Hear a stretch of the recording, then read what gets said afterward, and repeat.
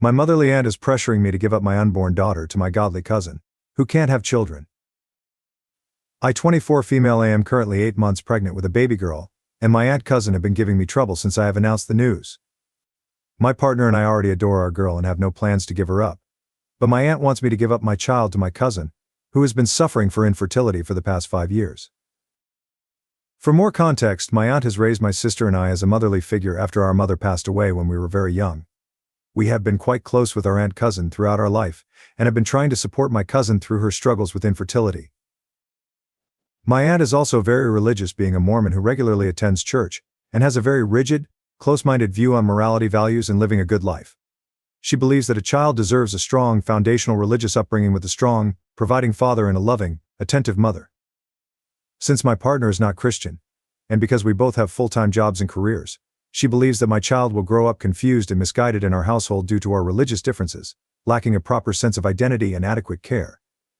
She says she fears that our child's well-being will not be put first in such an environment, and that our kid could likely go down a dark, immoral path. According to her, my cousin, who works part-time from home, and her husband are way better able to provide my child with a loving home with good values and religion. I have both my aunt and cousin blocked on most forms of communication, and I have moved to a new home, where they do not know the address. My partner and I also got married in a private ceremony, so they won't have control over my medical decisions. Out of the two, my aunt has been more aggressively towards me, and even showed up to my old apartment one day to scream and argue with me about the situation. She, in a fake nice tone, tried to get me to come with her to a cafe near the church to speak with me about the baby, even when I told her there is nothing to be discussed, and that I'm keeping the baby. I spoke with the apartment manager and had to hide until she left after half an hour. My aunt also has her church friends after me. They sometimes regularly send me hostile text message and voicemails. My cousin has been on the quieter side towards me, and has been struggling with depression and trauma from her latest pregnancy last year, ending in a stillbirth of her baby girl after preterm labor at 30 weeks. She has been regularly posting on social media, and has joined motherhood-related groups. I've heard through gossip that she is trying to get a baby through those groups, and has been banned from a considerable amount of them to her dismay. She had been harassing young moms and widows for their babies. My cousin is desperate for a baby to fix her family, and is apparently waiting for my name to give birth for my baby girl, who she apparently sees her own late baby in. My aunt and her are apparently sure that I will be overwhelmed with my decision, and the responsibilities with motherhood that I will give more to my baby, by letting my cousin and her husband adopt her. My aunt says that giving my baby to my cousin shouldn't be as hard as it could be, because we are family, and that I could have a baby later on, as I am still young, and have plans to attend grad school after working for a while. My cousin also apparently wants to get into contact as we had before my pregnancy. I will not be speaking to her again, until after I give birth, to see where she is then, and to prevent further stress during my pregnancy. I have been very supportive of her through her infertility journey, and generally liked her more than my aunt growing up.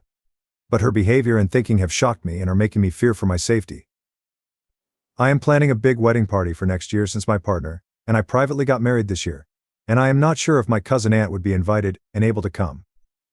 I have a lot of family support from both sides right now, apart from those who are close to them and on their side, but I'm not sure if that support will be as strong in a year, and what my relationship with my aunt cousin will be then. I have skipped some family events that I know they will be at, but I don't want to miss out on those family gatherings and fun forever. I'm not sure how the future will look like with my aunt cousin after my baby and the issues that arise with that. Any support would be appreciated. Comments. Comment 1. As an ex-Moon, I'm not surprised them going to the aunt's bishop was a waste of time.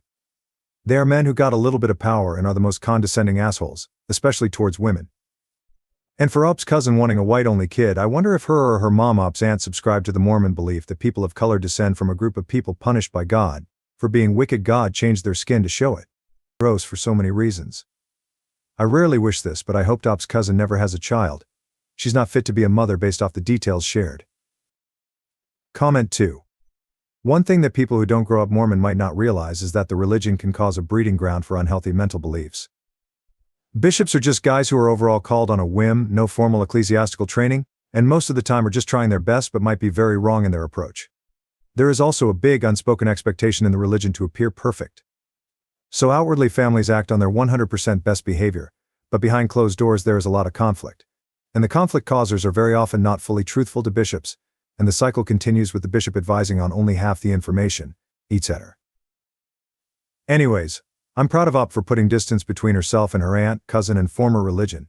I hope everything continues smoothly for her. Update 1. This will be a small update. We got in contact with the local church leader and talked to them about the situation with my aunt and cousin, who are both active members. We talked to him for a while. He initially dismissed my concerns as personal conflict between family and tried to refer us over to counseling services.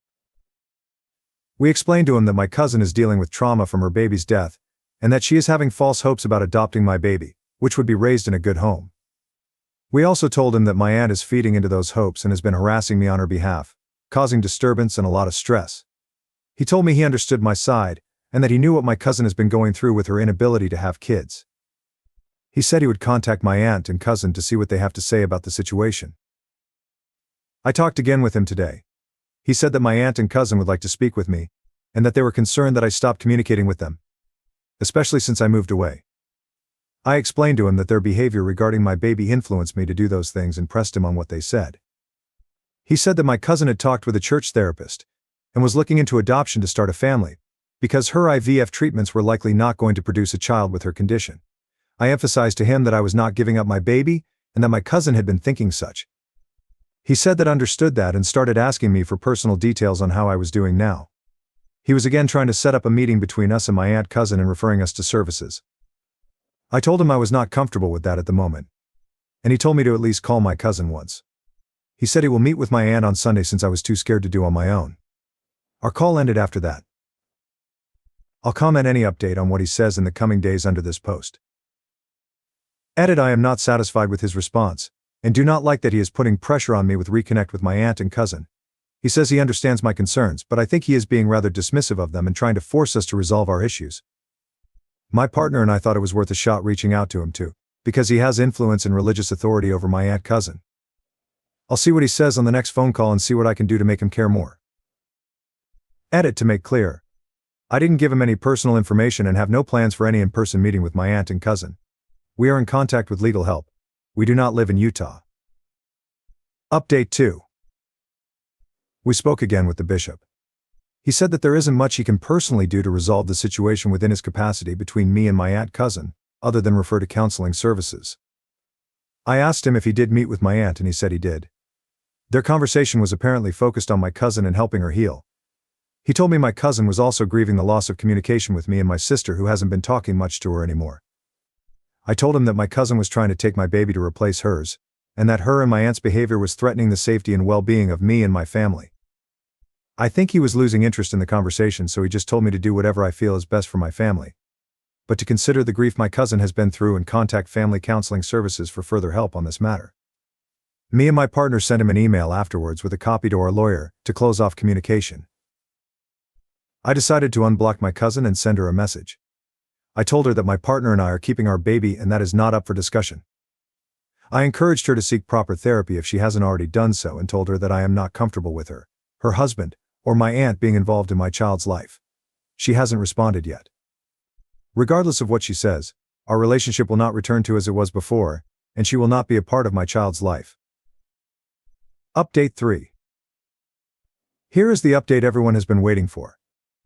I was busy in the few last months with the birth and projects I have been working on as I recover from birth and take care of my new baby. I logged into Reddit a few times since then, but haven't gotten a chance to update. I am 25 now and my baby is almost 4 months old. Time flies. She is doing well and brings us so much joy. I love going on walks with her and she is growing up so fast. I am planning to go back to work soon, looking for a new job. Thank you all for the concern and well wishes, and I hope everyone is having a great time during the Thanksgiving holiday season. Now, the update that everyone is looking forward to: my cousin and aunt. Since my last update, my cousin and aunt went silent for a while, and my cousin didn't respond to my texts. In August, my aunt reached out to me through a new number and asked me how I was, and if I had the baby yet. We talked. She was concerned about my baby's well-being since I distanced myself from a lot of my family and had to leave my job. I asked about my cousin. She says they have been trying to adopt a baby through their church connections, but nothing has been successful so far, cause they probably just started on that. I asked about whether they consulted with a proper adoption agency, but my aunt said that my cousin's husband's past may become a problem, didn't know about that, and she proceeded to rant about how the white birth rate is dropping, and how people were actively denying themselves parenthood. She asked me if I still wanted the baby, and got angry about ninth-month abortions. She is pro-life WO exceptions. I reaffirmed to her that I did, and she talked about how my cousin was getting old, but she is in her early 30s, and that her nest is still empty. She wanted me to at least share the joy and let my cousin be in my daughter's life and spend time with her. I told that would not be possible due to their past behavior. I fear that my cousin would try to become her mother and let her delusions get to her again. My aunt said that my cousin was trying to become better and got some church counseling.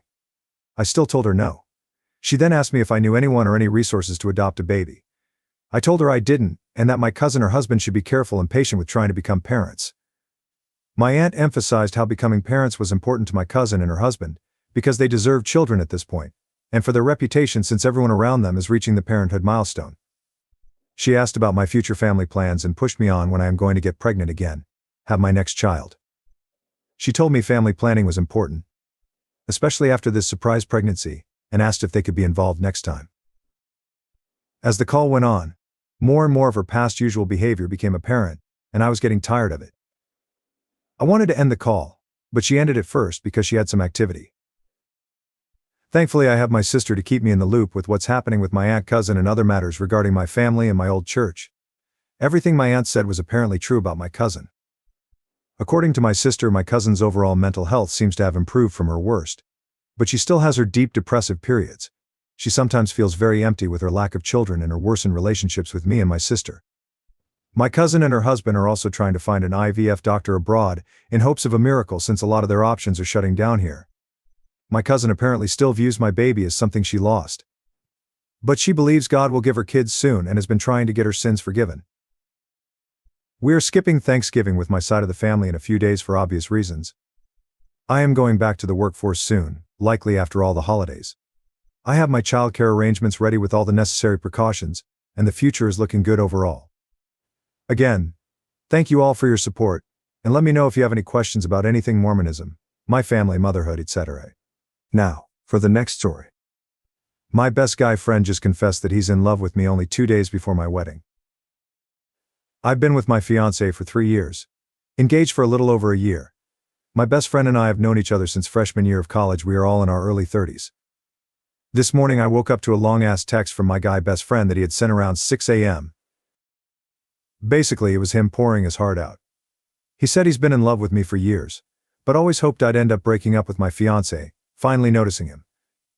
He asked me to call off the wedding and run away with him. It said, "I needed to tell you before it was too late." I just feel gross and sad. I have no feelings for him beyond platonic love. I've drafted a response and deleted it, over and over. I haven't even told my fiancé. I don't want him to have to worry about me so soon to our wedding.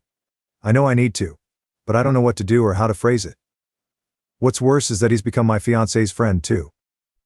I'm also pretty pissed that my friend chose such an unfortunate time to cause me such distress. There were so many times over the years he could have just bucked up and told me how he felt. But waiting until right before I'm married. Like I would just cancel my wedding and leave my fiancé because of a goddamn text? I want to tell him to not come to the wedding. I can't trust that he wouldn't try to pull something. I don't even know if I want to talk to him again. But the thought of losing my best friend is heartbreaking. Hell, the thought of not having him at my wedding is really painful. He's put me in an uncomfortable, impossible situation. I wish it wasn't on me to deal with his feelings for him. I wish he had either stopped being friends with me when he realized us ending up together would never happen, or had told me a while ago. I don't want to kick him while he's down, but I need to make it clear that I have no feelings. The wedding is still on, and I don't want him to attend. We have been friends for over a decade. I've been crying over this all day. I feel almost disgusted, knowing that this whole time he had ulterior motives. How do I even go about dealing with this? I'm supposed to get married in under 48 hours. Edit: I'll be showing the text to my fiancé after he gets home from his brother's. I won't send anything until he's here with me. Comment 1. It's totally understandable that you feel betrayed and overwhelmed. Just make sure to have a calm conversation with your fiancé about this so he can support you through this tough moment. Comment 2. It sounds like you're handling this situation with a lot of care and thought. Let your fiancé in on this, and together you can figure out the best way forward with your friend. Update. My husband and I love being able to say that now, and I got back from our honeymoon yesterday. I turned on my phone and opened the Reddit app, and it was still signed into this account, so I had an "oh yeah" moment and figured I'd post an update. So a lot of people here really helped validate the icky mess of feelings I was having. Thank you for that. Posting here really helped put my thoughts into words. So that night my fiancé got home from his brother's. I let him sit down and then I showed him the text. He read it, and I watched his eyes get bigger and expression angrier. Of course I started apologizing like an idiot, and he told me I didn't owe him an apology for anything. We talked and he told me he figured the guy had a crush, but kept it respectful. And really he had. We were close, but beyond a side hug during greetings and goodbyes, there was no physicality. I even let him read out past messages just to see that there was no emotional affair or me leading him on. I never even vented about my fiancé when we would have arguments because I knew better than to do that. I'd talk to my mom, LOL. So my fiancé asked me what I wanted to do. And I said that while it did sadden me, I didn't want him at our wedding. I was afraid that he would try some nonsense. We typed up a very brief message. It said, "Friend, I'm sorry that you mistook my friendship for something more. The wedding is going to happen, and it'd be best if you didn't attend. To be clear, I let fiancé read this message and he stands by my decision to uninvite you." We wanted to make it clear that it was me who wanted him to not come, not just my fiancé. Knowing him, he'd probably claim that fiancé forced me to uninvite him. He read the message and left it on read for a while. I honestly started getting pretty anxious over it, and fiancé asked if I wanted to block him. Part of me wanted to, and part of me wanted to hear him out. And when he finally responded, the text was so long that I had to click on it to read it. It was horrible. He called me a liar for leading him on for over a decade, that he hoped my fiancé left me, and that we were infertile. It was just horrible thing after horrible thing, and I started crying. Fiancé took my phone into the other room while I sobbed. I think he called him, but I'm not sure. What I do know is after about an hour he came back in, handed me my phone back and told me that friend was now blocked on everything, would not be attending, and the best man and my maid of honor knew of the situation and would handle it for me. It was like a weight lifted off of my shoulders, honestly. After reading that message, I really wasn't so sad that friend wouldn't be attending anymore. And our wedding rocked. We had the time of our lives, surrounded by people who loved us and we loved them. It still feels like a dream, to be honest. And if friend tried to show up, I never heard anything of it. I guess that's the update. It's not nearly as dramatic and crazy as what people hope for, I feel like, but I'm happy.